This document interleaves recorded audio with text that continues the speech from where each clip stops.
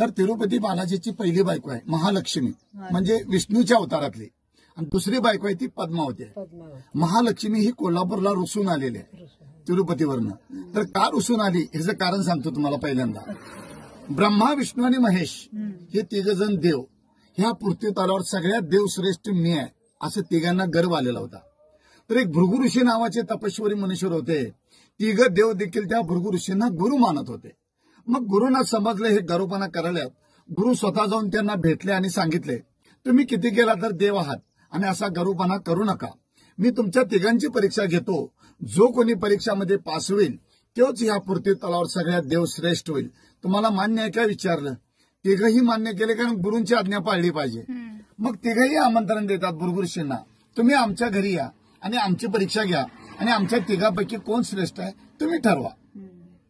मग भृगु ऋषी जातात पहिल्यांदा शंकर भगवानकडे परीक्षा घेण्यासाठी. बाहेरून शंकर भगवानला आवाज येतात. तर शंकर भगवान आणि पार्वती गुहेमध्ये बोलत बसलेले असतात, गप्पा मारत बसलेले असतात. ते इतकं मग्न असतात की बाहेर भृगु ऋषी आलेलं शंकर भगवानच्या लक्षात येत नाही. भृगु ऋषींना राग येतो. आम्हाला परीक्षा घ्यायला घरी बोलवतात, हिने अतिथीचे स्वागत करण्याची, गुरुची सेवा करण्याऐवजी हे काय करत बसल्यात. म्हणून रागाच्या भरात त्या भृगु ऋषींना शंकर भगवानला शाप देतात, या पृथ्वी तलावर तुझी मूर्तीची पूजा होणार नाही, लिंगाची पूजा होणार. म्हणून आपण ह्या पृथ्वी तलावर महादेवाच्या पिंडीची म्हणजे लिंगाची पूजा करतो भृगु ऋषींना शाप दिल्यामुळे. दुसऱ्या ठिकाणी जातात भृगु ऋषी ब्रह्मदेवाकडे.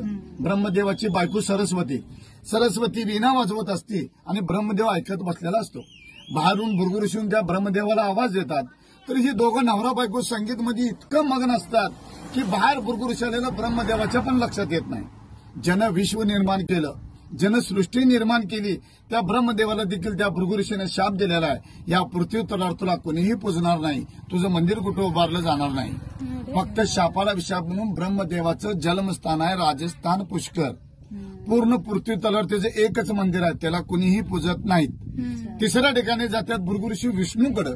विष्णू आपल्या पत्नीला महालक्ष्मीला सांगत असतात की भृगु ऋषी कधी पण येऊ देत, माझे गुरु कधी पण येऊ देत, माझी परीक्षा घेऊ देत, सगळ्या प्रश्नाचं मी उत्तर देणार आणि ह्या पृथ्वी तलावर त्या दोघांच्या पेक्षा मी श्रेष्ठ होणार. हे आपल्या पत्नीला महालक्ष्मीला सांगत असताना भृगु ऋषी ऐकतात.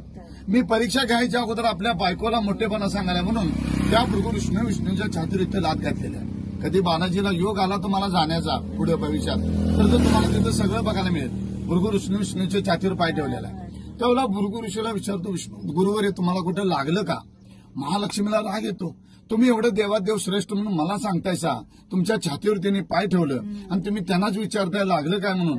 माझा अपमान झाली म्हणते, ते क्षण देखील थांबणार नाही. त्यावेळेला विष्णू म्हणतो, त्या भृगु ऋषीनं माझ्या गुरुनं माझ्या छातीवर पाय ठेवलं, तुझा अपमान कसा झाला. त्यावेळेला ती म्हणते, मी तुमची धर्मपत्नी आहे आणि तुम्ही मला एक लग्नात वचन दिलं की सदैव तुझं स्थान माझ्या हृदयात ठेवेन म्हणून.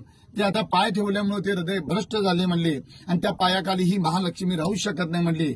या कारणानं तिरुपतीवरनं महालक्ष्मी कोल्हापूरला रुसून आली. रुसून येताना देखील महालक्ष्मी रागाच्या भरात आपल्या नवऱ्याला शाप दिलेला आहे की तुमचं दुसरं लग्न होणार, तुम्ही कुबेरकडनं कर्ज काढणार, ते कर्ज माझे भक्त लोक कोण फेडणार. आणि महालक्ष्मीची अट अशी होती, अजून देखील आहे, जोपर्यंत त्या पृथ्वीवरचे सर्व लोक ज्यावेळेला तुमच्या दारूवर मुंडन करतील त्यावेळेलाच तुम्ही कर्जातून मुक्त होणार. पृथ्वी तलावरचे सर्व लोक काय जाऊ शकत नाहीत. म्हणून तिरुपती बालाजी अजून कर्जामध्ये असं मानलं जातं. आणि जो कोणी भक्त तुमच्या दरबार येऊन मुंडन करल, केस दान करल, त्या भक्ताला मी कर्जात कधीच ठेवणार नाही, हे महालक्ष्मीचं वाक्य आहे. म्हणून तिरुपतीला गेल्यावर टक्कल करून यायचं असतं.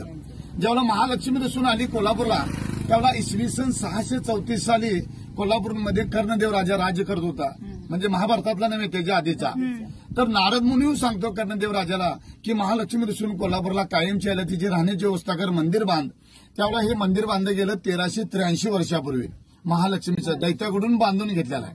आणि ज्यावेळेला महालक्ष्मी रुसून आली कोल्हापूरला, तर महालक्ष्मीने हे कोल्हापूर का निवडलं, तर आपल्या कोल्हापूर नगरीमध्ये राक्षस लोकांचा वास्तव जास्त होता. सर्व राक्षस लोकांचा नायनाट करण्यासाठी, त्यांचा वध करण्यासाठी महालक्ष्मीने कोल्हापूरला निवडलेलं. आणि ज्यावेळेला महालक्ष्मी कोल्हापूरला स्थायिक झाली, त्यावेळेला रत्नासूर नावाचा एक राक्षस महालक्ष्मीच्या भक्तांना त्रास देऊ लागलेला होता. तर महालक्ष्मीने ठरवलं, या रत्नासुराचा आपण पहिला वध करायचा आणि मग बाकीच्या राक्षसांचा वध करायचा. पण त्या रत्नासूर नावाच्या राक्षसानं शंकर भगवानकडनं तपस्या करून त्यांना प्रसन्न करून त्यांच्याकडनं एक वर मागून घेतलं होतं. भोळा शंकर प्रसन्न झाला की कुणाला काहीही वर देतो. रावणाला देखील आत्मलिंग दिलेलं होतं, म्हणजे किती भोळा शंकर आहे बघा तो. तर त्या भोळेपणाचा फायदा घेऊन त्या राक्षसानं असं वर मागितलं शंकर भगवानकडे की जो कोणी मला देवी देवता मारायला येईल, माझं रक्ताचं एक थेंब रस्त्यावर सांडेल, त्या रक्तबीजापासून एक राक्षस प्रगट होईल. महालक्ष्मीने विचार केला, मी जर याला त्रिशूल घेऊन मारायला गेले, हे जे कितीतरी थेंब रस्त्यावर रक्त सांडेल आणि कितीतरी राक्षस प्रगट होतील. म्हणून महालक्ष्मीने शंकर भगवानची आराधना केली, कारण शंकर भगवानच वर दिलेलं होतं. शंकर भगवानने सांगितलं महालक्ष्मीला तू एक ज्योत लाव, दिवा लाव. महालक्ष्मीने स्वतः एक ज्योत लावला.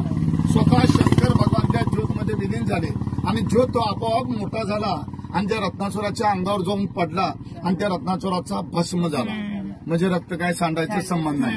आणि जे महालक्ष्मीने ज्योत लावला, त्या ज्योत पासून प्रगट झाला तो ज्योती. आणि आपल्या कर्नाटक महाराष्ट्र लोकांनी बा लावला म्हणून ज्योतिबा.